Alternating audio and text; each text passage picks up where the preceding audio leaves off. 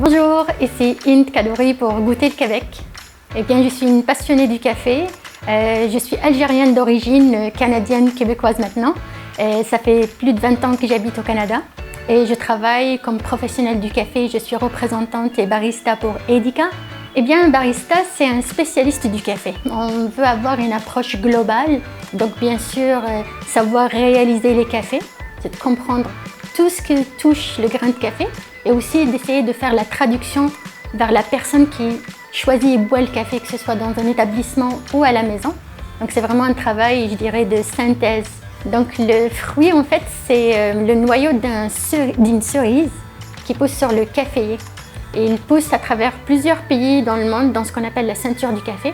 Donc que ce soit en Afrique, en Amérique centrale, Amérique du Sud et même en Asie.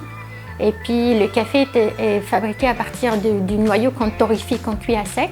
J'aime beaucoup travailler les cafés éthiopiens parce que c'est une des origines qui est très diverse. C'est des caféiers qui peuvent goûter très intenses, mais à mon goût sont très floraux. J'adore le côté corsé de la chose, mais qui est floral, un peu acidulé.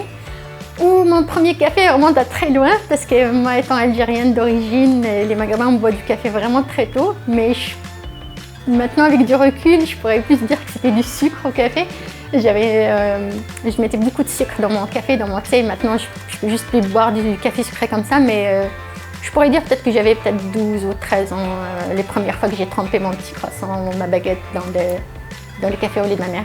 Donc c'est ça, j'aime faire découvrir des cafés d'Amérique centrale en général, surtout si si je connais pas les préférences des gens. C'est des cafés qui peuvent être très floraux, assez doux en général. Encore là, c'est vraiment difficile de généraliser dans le café.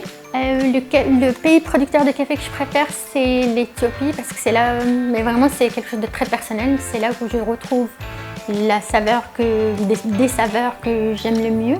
Mais je suis super intéressée par l'Inde et même la Chine les dernières années qui essaient de valoriser le café aussi avec des nouvelles espèces, des hybrides, donc des choses qu'on n'a peut-être pas eu l'occasion de déguster, donc ça m'intéresse beaucoup aussi.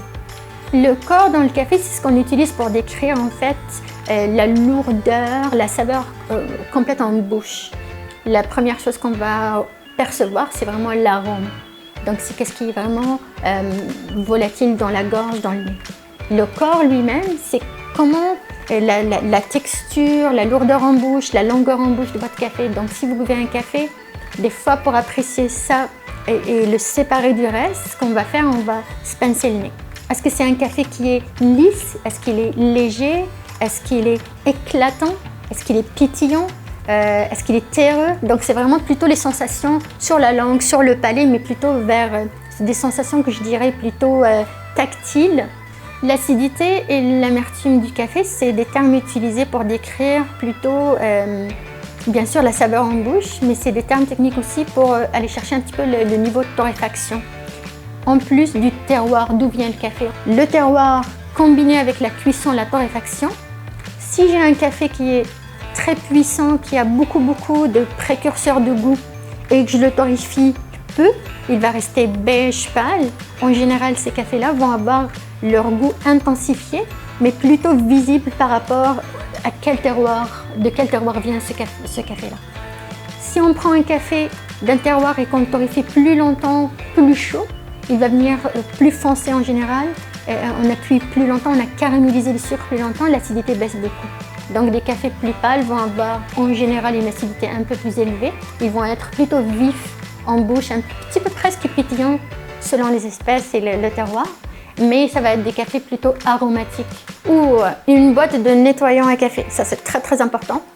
Un bon tasseur, un pressoir bien précis. Et puis un linge pour essuyer ma machine à café de porte-clés. Je ne suis pas très dans sucré. Mais j'aime beaucoup l'affogato, même l'hiver, une petite boule de crème glacée dans un espresso, je trouve que c'est très bon. Un bon espresso, c'est un café très équilibré, qu'on boit vite, qui va laisser une très bonne saveur en bouche et qui va donner sur plusieurs minutes après une rétro-olfaction, un arôme riche. choisir un excellent moulin, c'est vraiment important dans la chaîne de fabrication du café d'avoir une bonne mouture et quelque chose qui est réglable et facile à utiliser. En fait, la mouture du café est une étape assez critique dans la préparation. Elle va prendre le grain et elle va l'exposer et le préparer à l'infusion, à le préparer à l'échange avec l'eau chaude qu'on va utiliser, ou l'eau fraîche même pour les cold brew. Donc dans l'idée, c'est on veut exposer le plus de surface du café et la rendre disponible, mais dans l'idée, on cherche une bonne mouture, c'est une mouture homogène. Et pour savoir si vous avez une bonne mouture, une façon simple, si vous ne connaissez pas trop encore toutes les facettes du café, c'est de suivre les manuels d'instruction. Peu importe la machine à café que vous utilisez, que ce soit un filtre, un petit manuel ou un automatique, en général, on va vous conseiller un temps d'extraction. On va vous dire que le café devrait prendre environ, exemple, 3 minutes à couler complètement. Donc si vous utilisez une mouture et vous voyez que quand vous utilisez l'appareil ou votre filtre, exemple, vous avez fini d'infuser en 1 minute, là j'exagère juste pour vraiment expliquer, c'est que probablement votre mouture elle est bien trop grossière. L'eau s'y coule à travers cette mouture trop vite et le problème là-dedans c'est que le café ne sera pas juste plus léger, il sera âcre et débalancé. Donc à ce moment-là, on va chercher à moudre un petit peu plus fin. Et si vous voyez que la recommandation est 3 minutes mais que votre café s'écoule, finit de couler en 6 minutes, exemple, c'est que la mouture elle est bien trop fine et l'eau est ralentie trop longtemps. Et le problème là-dedans, c'est que le café ne sera pas plus costaud seulement, il va être étouffé, il va être plus amer, très désagréable en fait. Salé, vin, fromage, pain, fruits, poisson, chocolat noir, crêpes, beurre, fruits, allez, huile d'olive, ramen, cocktail, épicé, rouge, acide, poutine, salé, cinéma, laitue, noir, arabica, court, coffee shop.